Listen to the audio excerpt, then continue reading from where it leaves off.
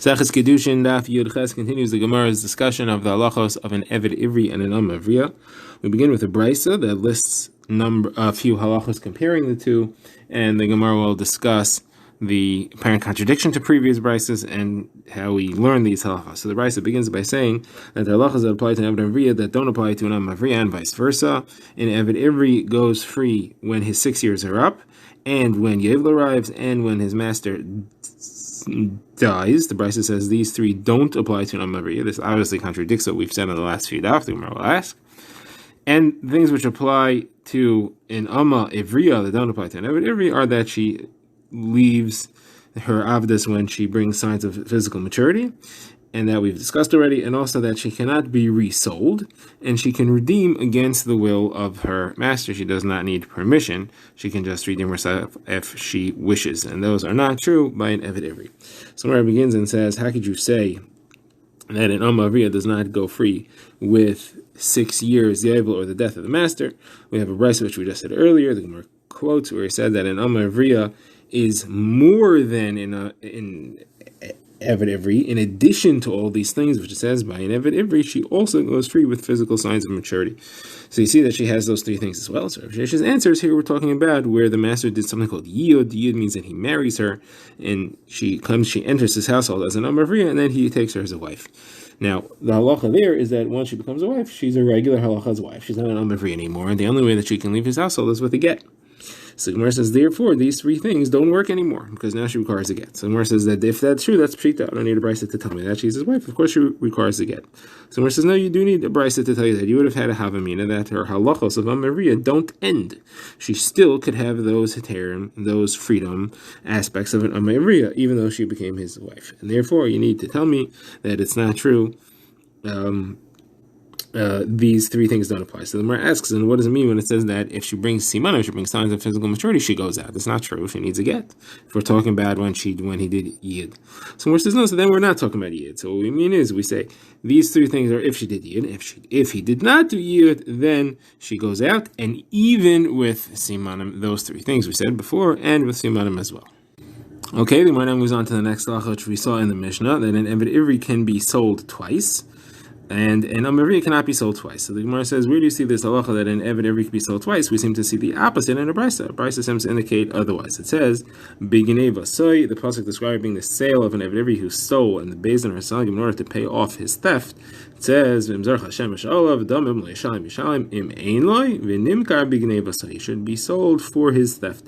That implies for his theft only, not for a number of other things. For his theft and not for the kefil. Kefil is if there are certain types of things that you have to pay twice the amount. One time you have to return, and another time you have a punitive payment that you need to make. So that punitive payment, you can't be sold for that. It can only be sold for the first value of the object you stole. Second thing is beginei v'soy v'loy b'zmameh, that is, you're only sold for a something that you stole, not for Eidim Zaymim. And if you are an Eidim Zaymim, that means that you testify that somebody else stole, and he was therefore going to have to be sold because he couldn't afford to pay it. So usually by Zaman we say whatever you were going to make happen to that person that you testified falsely against, if he became a Zaymim, happens to you. But that it doesn't go that now you have to be sold as an Eved, that you don't do. That's also learned from Beginei V'Sai and not from Zaman. Right? And the last thing is Beginei V'Sai for his theft, but only once. Once he sold once, he can't be sold a second time. So there, this price is clear, saying you can't sell an Eved twice. Why in our price do we say that you can sell an Eved a second time? So Gemara offers two answers. Rava says, what you can't be sold twice is for the same Geneva. That is, if let's say he stole $1,000 and he's only worth $500, he can't be sold for $500. And then after he finishes his term of service, sell him again to pay the other $500. That you can't do. But what you can do is for two different thefts. If he stole two different things, he can be sold separately for each one. So Abaye says the term Ginei Vasai implies plural. And Rashi shows a number of times where the Torah uses a singular lashon and you're meant to understand that it's plural, like it says Behema Rabba, Vehadaga Shabi or Mesu. So here's Beginei Vasai, his theft. Theft is a plural term here. So Abaye therefore gives a different answer. Abaye says where he can be sold twice is if he stole from two different people. To pay off one, he can be sold, to pay off the other one, he can be sold. If he stole from one person, even if it's multiple thefts, then he can only be sold once to cover all the thefts from that person. And that's why the Torah uses a lashon yachid, because all the thefts count as one. Now the Gemara quotes a brisa on the topic of whether he can be sold multiple times or not, and here we're going to see that it's a machlekes. The brisa says if he stole $1,000 and he's only worth 500, so according to the Tana Kama, he can be sold twice.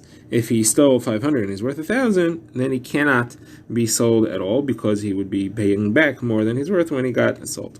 Now Rabbi Eliezer disagrees and he says he can't be sold either way. He can only be sold if he's worth exactly what he stole. Says Rava, Rabbi Eliezer has a winning taina against the Rabbanon, because the pasuk that the Rabbanon used to say that you can't be sold for more than what you stole also works to say that you can't be sold for less than what you stole. What's the pasuk? It says he should be sold for his theft. So that nimkar means that you should sell all of them. You don't sell half of them. That's the makar that the Rabbanon agreed to, that you can't sell somebody worth 1,000 for a $500 theft. The same thing applies. Nimkar kuloi. He should be sold for his complete sale and not to be sold for half the sale. And therefore, Rabbi Eliezer has a winning taina. Now the Gemara goes into the next halacha, which is the halacha of redeeming in Amma Avriya against the will of someone. The Gemara wants to know who. So we had seen in the brisa that an Amma Avriya can be redeemed against the will, against his will, against whose will, the Gemara wants to know. So Rabbi wants to say against the will of her master, that is to force the master to allow her to redeem herself. So by asking, what does that mean? If she's actually giving the money, full money for whatever she owes as her work, then there's no chiddush there, obviously. The Gemara doesn't say this, but that's not a tzad that the Gemara considers at all, because probably it applies to an Eved Ivri as well. The Gemara says maybe it's referring to where she doesn't have the money and she wants to write a shtar chayv. She wants to say, here, I'm going to go out. I don't have any money with me now to pay off my remaining years, but I'll write you a document that I owe it to you. So the Gemara says, what logic is there that she should be able to force him to accept that? He's holding the pearl. She wants to give him a pottery shard. That means he has the actual valuables himself. He's holding on to her. He has possession of her. Now she wants to say, I'm going to give you a document instead. That's nowhere near the same thing. So the Gemara says, so therefore, Rav wanted to say, Abaye wanted to say it's against the will of the father, that if we force the father to redeem her if he can. And that's because of Pagam Mishpacha, because to rescue the name of the family, the father has to redeem her. Somebody asks, so by an Eved Ivri, also his family members should have to redeem him because to save the name of the family. Somebody says no, because an Eved Ivri, if you redeem him to save the name of the family, he'll go sell himself again. I mean, it's a good deal for him. He gets some money, and then other people have to pay for his redemption. So the Gemara says, why don't you say the same thing for an Amavriya? Maybe her father will go, her father sold her as an Amavriya once. If we force people to redeem her, then her father will go sell her again. So the Gemara says this is Rabbi Shimon who holds you can't sell an Amavriya twice. And then the Gemara quotes and gets into this machlokes. The Gemara quotes a brisa. The Tanakama says that we're discussing the father's right to be makabel kiddushin for his daughter who's a katana and to sell his daughter as a katana into avdas.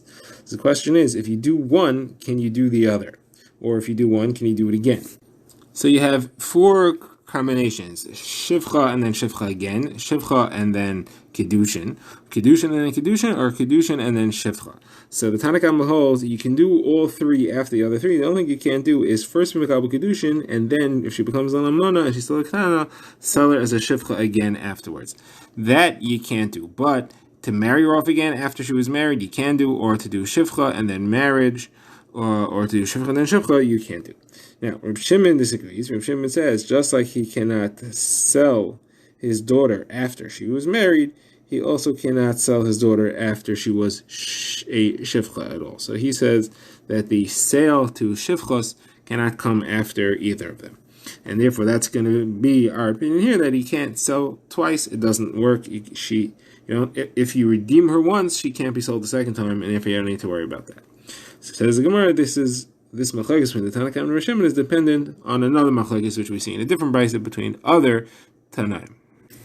This is Rabbi Akiva and Rabbi Elazar have a machlekes how you read a pasuk bevigdai va. How do you read that? How do you translate the word bevigdai?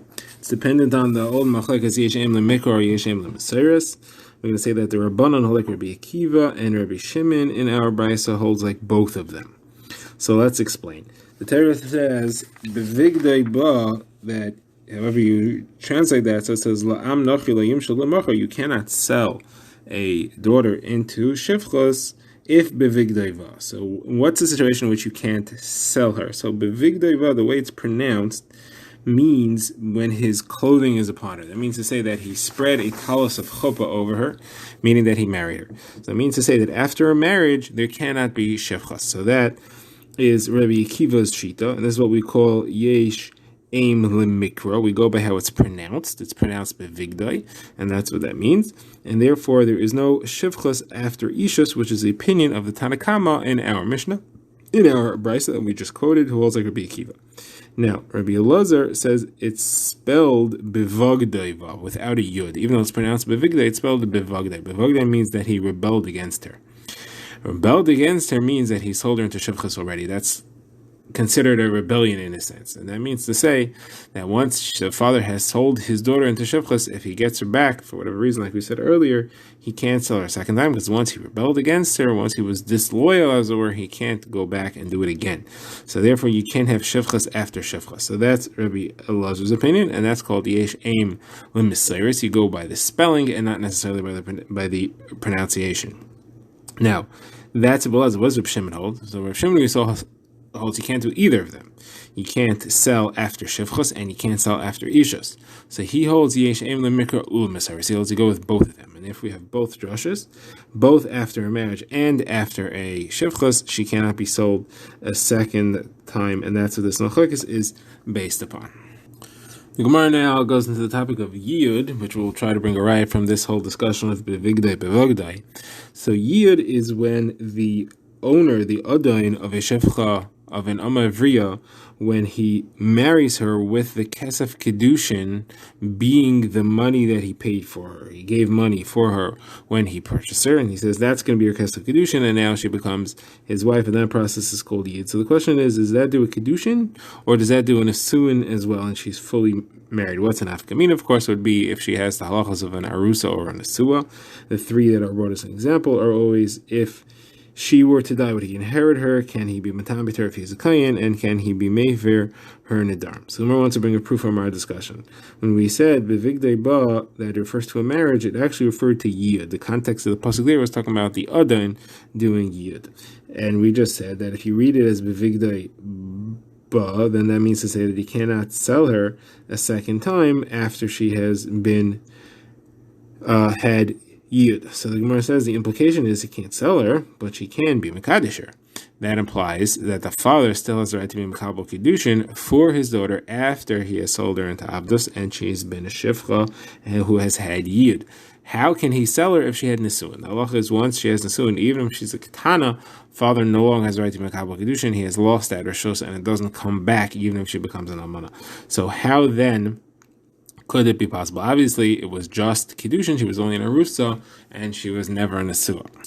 So the Gemara answers. Rav Nachman bar Yitzchak says it's a little bit out of context here. We're not talking about when there was yid. When we say that he can't sell her anymore, we're not talking about after yid. Yid is the specific context the pasuk is talking about, but the drasha is going beyond that. It's talking about any marriage. It's talking about any kiddushin. So it's talking about a general kiddushin. Yid could be really does nesuin, but we're talking about a general kiddushin. Anyone who's chayiv in sharksus and aina cannot have her be sold again, and that's all we mean to say.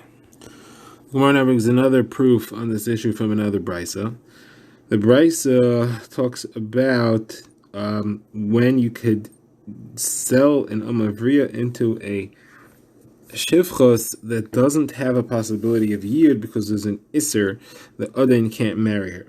So the brisa says to sell to a karoiv of the amavriya who he would never be able to marry. So it's a machlokes Tanakama and Rabbi Eliezer. The Tanakama says you can't sell in a situation like that. Rabbi Eliezer says you can sell to relatives that she can't marry. It's no problem. You don't have to be able to do yid. And they all agree that if it's just an Isser Lav, and it's not an Isser Kares, then you could have, there is Tfisa Kiddushin, and therefore you are able to sell because you could technically do Yid. And the case that's brought is if she's an Amana and the Adain is a Kain Gadol, or if she's a Grusha Chalutza and the Adain is a Kain Hedyet. So Mara says, let's think about this carefully. How is she an Adain? If the father is selling her to Abdus, she's a Katana. How did she get married to this point that she's already an almana. If you see she married herself off, so that's nothing. She's not called an almana. Must be that the father married her off. So if the father married her off, then how does the father have a right to sell her into avdos? We already said you can't do avdos after, you can't do shifchus after ishus. Once he married her off, was makabel kiddushin for her, she became an almana. Everybody agreed that he cannot sell her any longer. So Rav Amram Bar Yitzchak explained that there's a third option. The third option is yid. That's the father had sold her into shifchus, the Adin had done yid, and then he died. Now, this yid, what is the Kiddushin of this yid? So there's a machlokes about that. We had said before that it was the kesef Kiddushin that he used, that he gave to the father when he bought her. There's another pshat, and that's Rabbi Yosef Yehuda, who says it's the remaining years of service that she owes. That's what he's giving her. According to that, she's really being makabel her own Kiddushin, because that's not going to the father, it's going to her.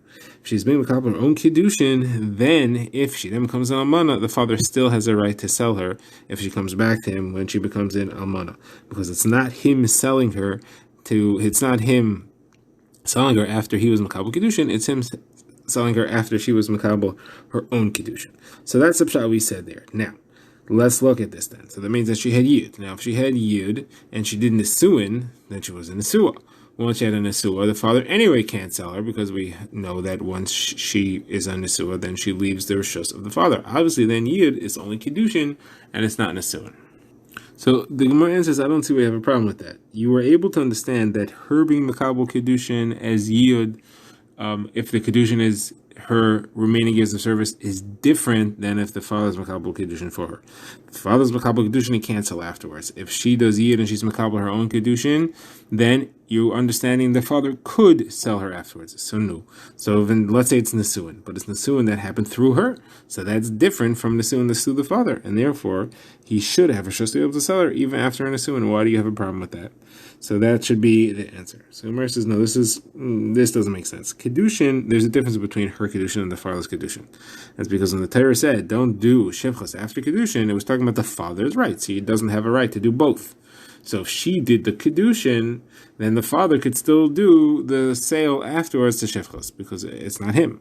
But if you're talking about Nesuin is Nesuin. It doesn't matter who did it, how it was done. Nesuin takes it out of the trust of the father. What does it make a difference who did it?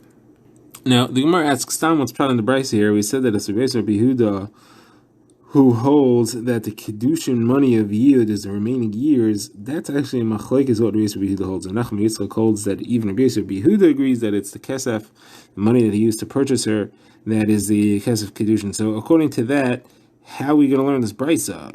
There's no one who could hold that way. So the Gemara says we're going to have to say that it is Rabbi Eliezer who said that you could do shivchus after ishus. You can't do shivchus after shivchus, but you could do shivchus after ishus, and that's why she can be sold as an almana even though she already had ishus.